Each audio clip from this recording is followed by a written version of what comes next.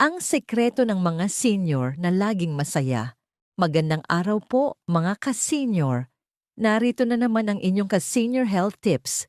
Gabay natin para sa mas magaan na pakiramdam, mas positibong pag-iisip, at mas masayang pamumuhay sa ating golden years. Mga ka-senior, napapansin niyo ba na may mga senior na kahit may edad na ay laging masaya? Madaling ngumiti, magaan kausap, at tila hindi madaling ma-stress. Samantalang ang iba naman ay madalas mainis, malungkot, o madaling mapagod sa emosyon. Ano ang pinagkaiba? May sikreto ba sila? Ang sagot? Oo. At ang mga sikreto na ito ay hindi pera, hindi swerte, at hindi rin komplikado. Ito ay mga simpleng gawi at pananaw sa buhay na pinipili nila araw-araw. Unang sikreto. Pinipili nila ang maging masaya, mga ka-senior. Ang saya ay hindi laging nangyayari. Ito ay pinipili. Ang mga senior na laging masaya ay hindi naghihintay ng perfect na sitwasyon. Kahit simple lang ang araw, pinipili nilang ngumiti. Ikalawang sekreto. Marunong silang magpasalamat sa halip na tumingin sa kulang. Tinitingnan nila ang meron. Nagpapasalamat sa pagkain, pamilya, simpleng araw. Ang ganitong mindset ay nagdadala ng kasiyahan sa puso. Ikatlong sikreto. Hindi nila pinapabigat ang isip. Hindi nila dinadala ang problema buong araw. Oo, may problema pa rin. Pero hindi nila hinahayaan na sirain nito ang kanilang buong araw. Marunong silang mag-let go.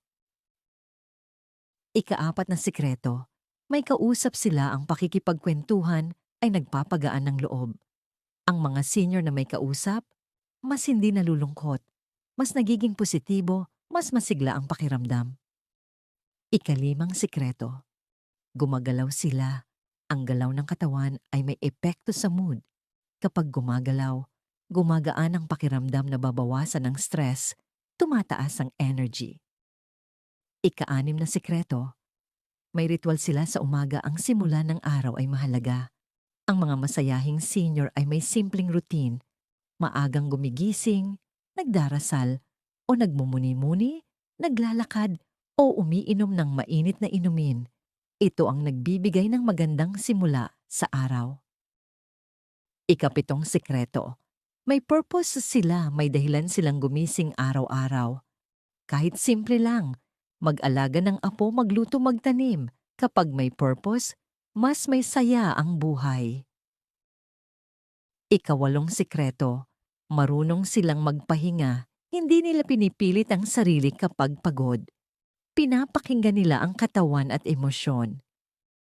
Ikasiyam na sikreto. Iniiwasan nila ang negativity. Hindi sila mahilig sa reklamo. Hindi rin sila nagpapadala sa negativity ng iba. Mas pinipili nilang maging kalmado at positibo. Ika-10 sikreto. Nai-enjoy nila ang maliliit na bagay. Ito ang pinakamahalaga. Ang mga senior na masaya ay marunong mag-enjoy sa simpleng bagay. Tahimik na umaga, masarap na pagkain, kwentuhan, hangin sa labas. Hindi nila hinahanap ang malaki para sumaya. Ika-11. Tinatanggap nila ang pagbabago. Hindi nila nilalabanan ang edad. Sa halip, tinatanggap nila ito. At dahil dito, mas nagiging payapa ang kanilang kalooban. Ika-12. Marunong silang magpatawad. Ang sama ng loob ay mabigat dalhin. Ang mga masayahing senior ay marunong magpatawad para sa kapayapaan ng sarili. Ika-13. May positibong pananaw sila sa buhay.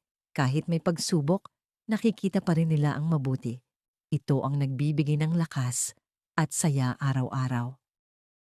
Pinakasikreto.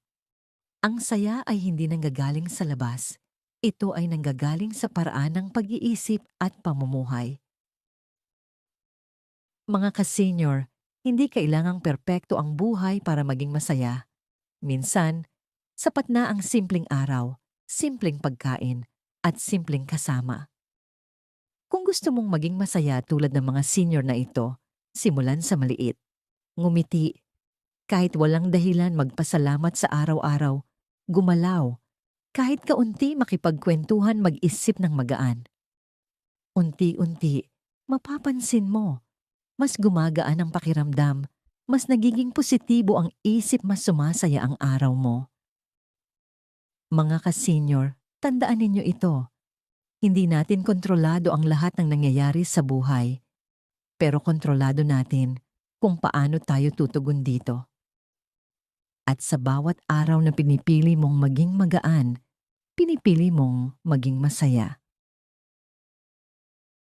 Kung nakatulong po ang video na ito, huwag kalimutang i-like, i-share, at mag-subscribe para sa mas marami pang ka-senior health tips.